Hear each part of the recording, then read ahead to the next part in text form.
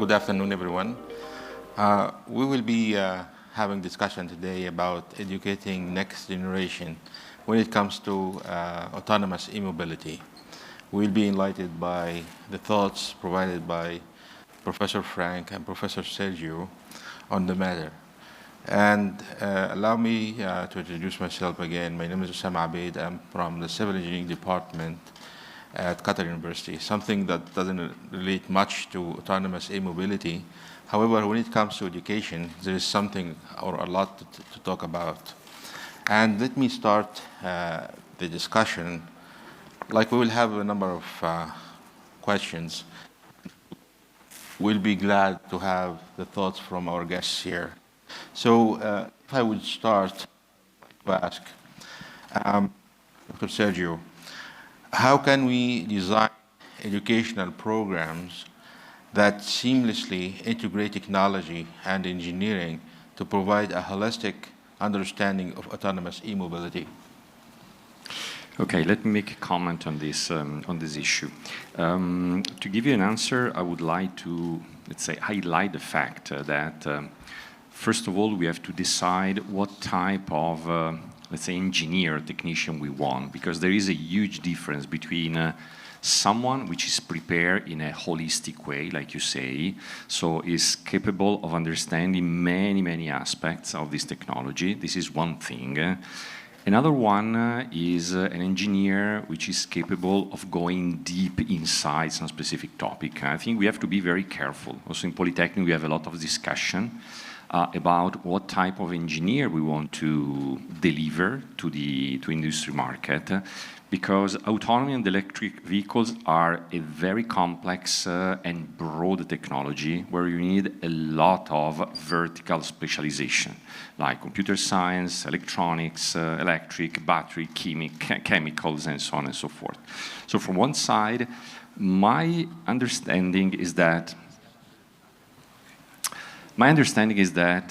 what we really need is a lot of specialists. A specialist in the sense that someone which is really good in power electronic design, really good in control, really good in AI, and so on and so forth. And when you put them together in a coordinated way, you can, let's say, you can boost the technology. You can do really something. On another level, we need, let's say, managers of this type of industry, and in that case it's okay that they have a holistic approach. They know something of everything, but my recommendation, I do it here also at my home at Politecnico, don't mix up what is a vertical engineer. We need a lot of specialists, very deep down and somehow narrow, and a manager of mobility, e-mobility, autonomous mobility. They are two totally different profiles. We have to focus either on one or the other one. Yeah, you know, I regard this as like autonomous e-mobility is like any other new advanced technology that's appearing. And we would like to introduce this to undergraduate students. We might compromise the theoretical background that we provide usually to students during their college or university work. So we come into a dilemma, so what should we do with this? Because we have only few limited terms or years, let's say 4 or 5 years, to teach the students some basics that we call now basics. So what I feel is we should actually redesign this from even prior to university education. So the students, the pupils, taking their primary school or secondary school should have a redesign of the curriculum, all right, so that by the time they would be entering the college, they would get something that is advanced, as that will be seen after they graduate, and that the new theoretical background they will be learning. Otherwise, we'll end up like teaching students in the university some basics, and when they go and start working in the industry and face life, they would surprised that there are a lot of things that they haven't learned, and they actually need to learn that afterwards, which comes to other questions like we will have. But before we move on to the second question, do you have any thoughts about the first one? How can we design educational programs to seamlessly integrate technology and engineering and provide holistic understanding of autonomous mobility? Dr. Awni. Yeah, thank you so much. First, apologies for coming late. I was in a different room, so I had to find my way in. Thank you so much for this question. Definitely, it's really a very demanding topic right now. And I can speak from our own experience. I mean, the first thing that you need to do is actually to predict what are the future skills that you're going to use. Exactly. Yeah. And you can do that with industries, you can do that with innovators, and it's important when you also design a new program that you include what we call an advisory committee, a program advisory committee from different disciplines. Although I must confess that some of the large companies, they are reluctant to change. They resist to change very big. So when you talk about future skills, they don't jump on the train very quickly. But we are now at UDST establishing a Center of Excellence for Sustainable Mobility, and I can tell you from the experience that we built over the last 2 years, we're now doing baby steps, and hopefully later on we'll start to walk and then run. The educational programs related to e-mobilities has to be multidisciplinary program. I mean, we cannot really say you are only mechanical engineer, you can only do mechanical engineering. But nowadays, mechanical engineers have to know something about powertrain, power electronics, very important, material engineering, and all of these aspects, in addition to the environment and the logistics. So the interdisciplinary and multidisciplinary curricula is the key for a successful graduate to go into this market. I agree. I would like just to add a little bit in here. Like in my teaching, I'm teaching structural design courses. Like one course is an elective course. And in the College of Engineering, I started implementing what we call project-based learning. At first, the students were enthusiastic about the experience, but later they compared the course with other courses that are lecture-based, which is seamlessly to them easier. So we ended up for that elective course that the students are reluctant to get into it because they feel like they are putting more efforts in it more than traditional course. So I think it has to be a system that applies to all courses, whether they are using project-based learning as an alternative mode of teaching and learning, experiential learning like what you were saying, integrating industry, becoming a part of the education process. But it cannot be on a course level. It has to be done actually on a program level or university level. So before I move on to next question, Frank, do you have anything to add? Well, thank you so much for having me. It's a pleasure. Thank you. Well, in my point of view, as you already addressed, we are dealing with a very broad topic, an innovative topic that requires us as academics to educate our students in a multidisciplinary way.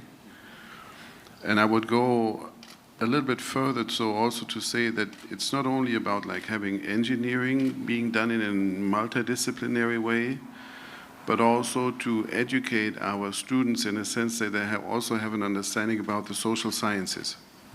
Let me give an example for this.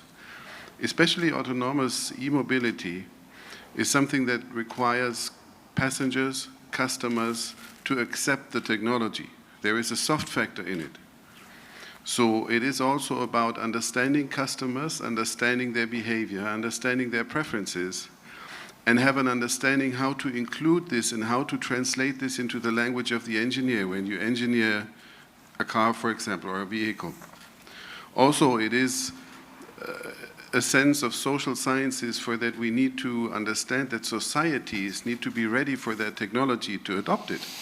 I mean, from an engineering point of view, we can come up with the best technology, and we say it is safe, and we trust the technology, but unless society is using it, there might be little acceptance. So I'd like to just to propose or maybe add to that point of view, while I absolutely agree that from an engineering point of view, natural sciences point of view, it is a multidisciplinary field, to not lose sight of the social sciences and behavioral aspects as well. Well, so if we talk about what role should hands-on learning and practical experiences play in educating students about autonomous e-mobility? Okay, it's me. Before addressing the second question, let me close the round table about the first.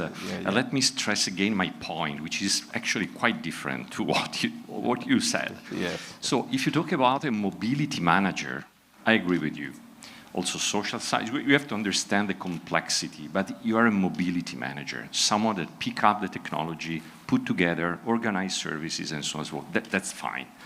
But if you really want to have something that works, believe me, if you want an autonomous car really work and not doing mistakes and not crashing into the wall, you don't need social sciences. You not need multidisciplinary preparation of an engineer.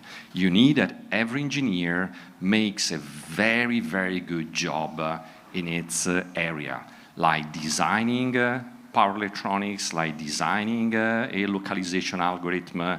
Either you are very narrow and focused and deep on that, otherwise it's not going to work. There are two totally different profiles. I stress on that.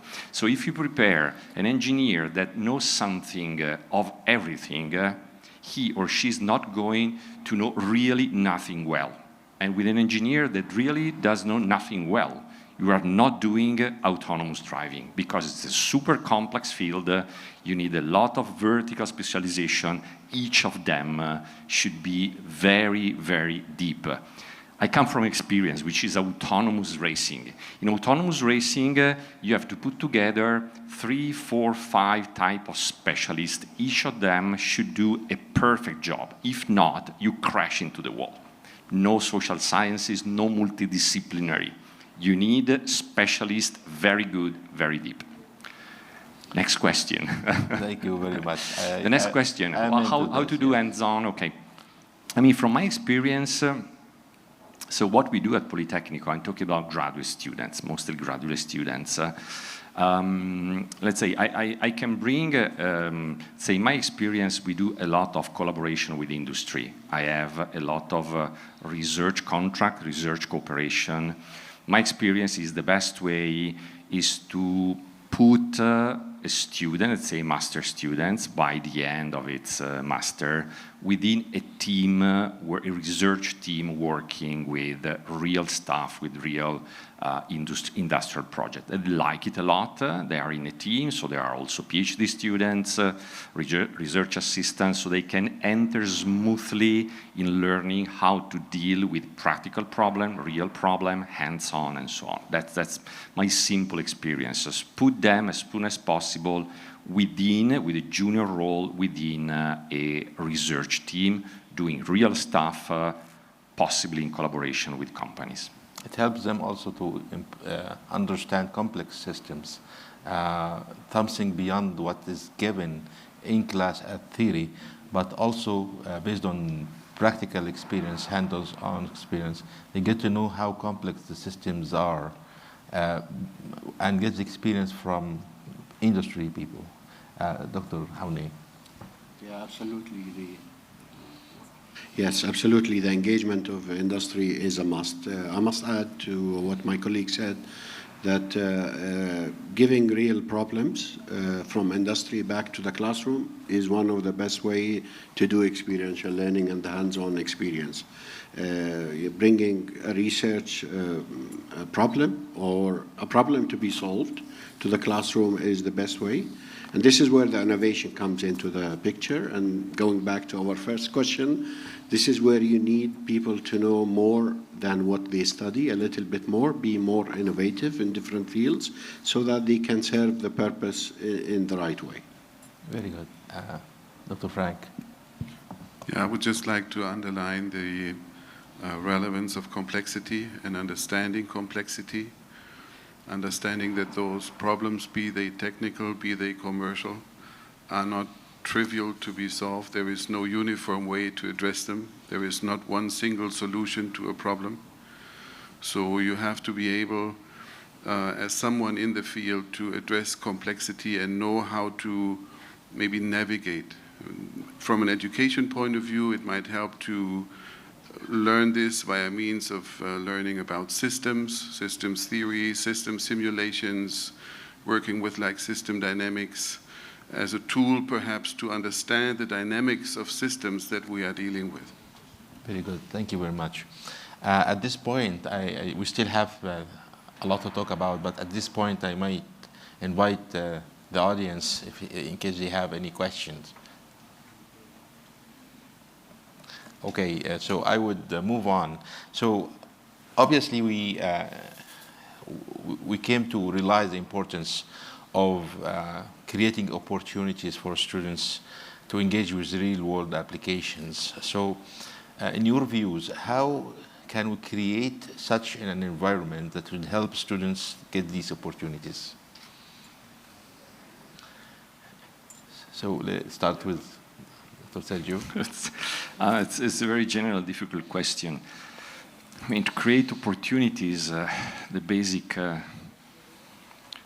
what you really need is to have around them, hopefully locally, an environment that can, let's say, that can use their know-how. That's why we try as much as we can to engage in collaboration, local industry, at the local level, also international level. Of course, it's a bit more complicated, but that's the only way. So I think that a university, a research university that can really work in the research and development stage with companies creates the obvious, let's say, background, and it's an obvious facilitator from moving to a student to the industry. That's yeah. In fact, if I would add in this, whatever applies in autonomous e-mobility applies to any other branch of engineering. So in engineering, for example, we create internship so that students would have a chance to spend time even abroad for having to exchange the type of knowledge they receive from our college to go and see other places. Also, we have what we call capstone design courses. In capstone design courses, the beauty of these courses is that it is very, very practical. And part of it is that we invite a mentor from the industry, and he or she frequently would visit the team working on the capstone project. And the students also visit the mentor and provide practical experience from where, like he's someone who's working in industry in very related field to that of the capstone project.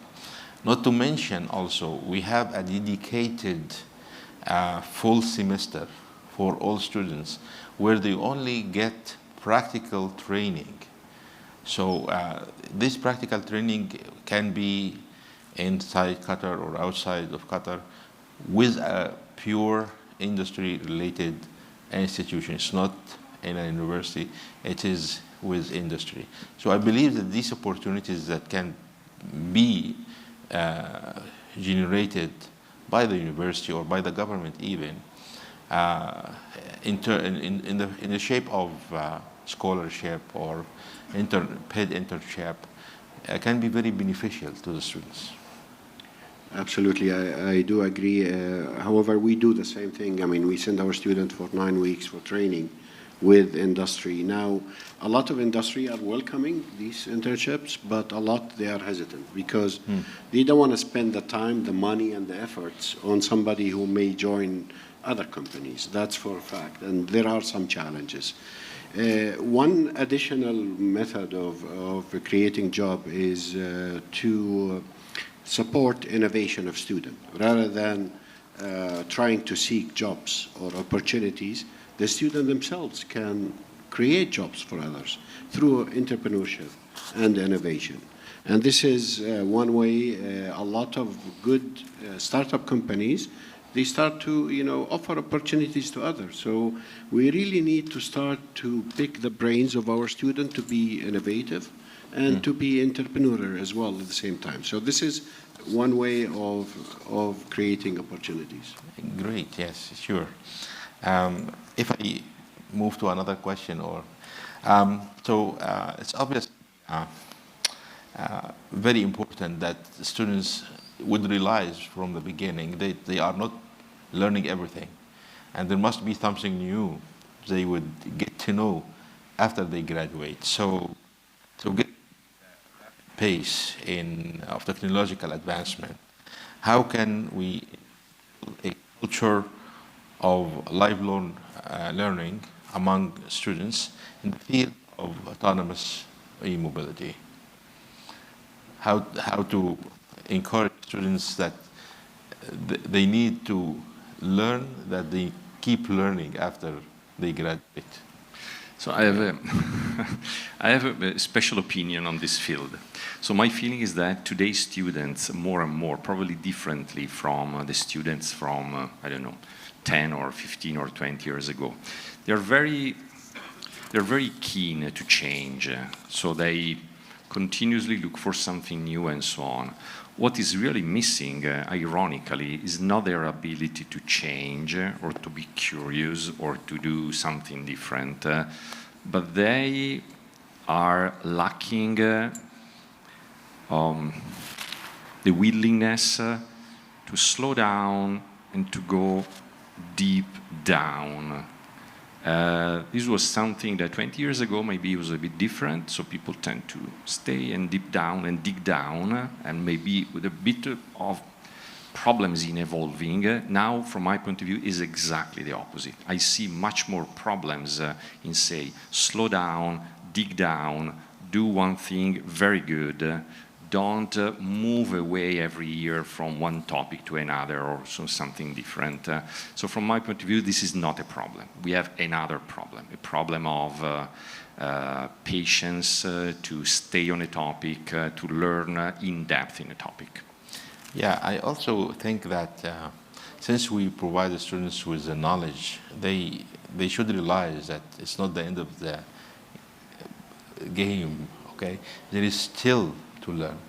And to me, in response to this particular question, my strategy when I'm teaching my students courses related to structural engineering or structural design, I give them something that I know that I didn't actually demonstrate, and ask them to find solution for, like pose a problem that really would require that they would go and search for an answer. This is training for the students themselves to learn how to learn, to learn how to acquire knowledge. Okay, let me, thank you very much. So the students would really get the culture of lifelong learning so that any new technology appears after they graduate, or anything that already there but hadn't been covered due to time limitation during teaching the curriculum, they would need to be flexible in acquiring that information. And the role of educators is to tell the students that there are so many sources of information they can get, particularly libraries, internet, codes, design of codes, books related to topics. So it's not only the instructor notes, or that the instructor wouldn't be the sole source of information. Yes. Yes, I agree. It's really important sometimes to dig into certain topics. And I believe one way of doing it through educational curricula is to have what we call a problem-based. a problem-based course where the whole course is not a lecture or a topic or a textbook. It's a problem to be solved by a student. This will teach them how to go there, look out for information, learn more and more and more about this topic, and then leading to a long life learning skills, if you like. Right. Up to here, I think are we okay with the time? We have just one last question we might ask. Like, autonomous e-mobility is a global phenomenon that requires collaboration and understanding across borders. How can we incorporate a global perspective into educational programs to prepare students for the international nature of the industry? Well, I think from my point of view, the answer is relatively simple. So to establish as much as possible international collaboration. We have a lot of partnerships. So you know that European level, we have the Erasmus project, where it's very easy to move from one country to another just for a semester. A semester is enough to give a flavor of a different country and experience, and they can go there. We remap the same exams. They do the exam, they should take the course, they should take at Politecnico, they do in another country, or the other way around, of course. Yeah, I think it's, let's say, a good share of our students do this semester experience abroad within Europe, which is quite easy. And I think it's a very good way to give an international flavor. We have agreement also outside Europe. In that case, it's a bit more complicated because the tuition fees, the matching between different exams. In Europe, we have a standard credit measurement. So if you go there, you know that number of credits you are doing are exactly the same. We have standardized sort of credits. And I think it's a very nice way. So Europe, from this point of view, has facilitated a lot the mobility within Europe, and it works very well. Yeah, and after all, autonomous e-mobility is a global initiative that doesn't recognize borders. Mm-hmm. Yeah. Okay, any thoughts, Dr. Awni? Yes, if you want to internationalize this concept, I think a lot of educational institutions across the world will have to adopt something similar to the United Nations Sustainable Development Goals. You know, they include, for example, green energy, renewable energy, a lot of aspects. So if you incorporate something in your capstone project, for example, that you need to achieve these sustainable development goals across universities around the world, then you most likely have some kind of global thinking across the world when it comes to the e-mobility. Very good. This ends our discussion today. We have a room for one question from the audience. If not, I'd like to thank very much Dr. Awni, Dr. Sergio, Dr. Frank, for their valuable thoughts during this panel discussion. Thank you very much. Thank you. Thank you.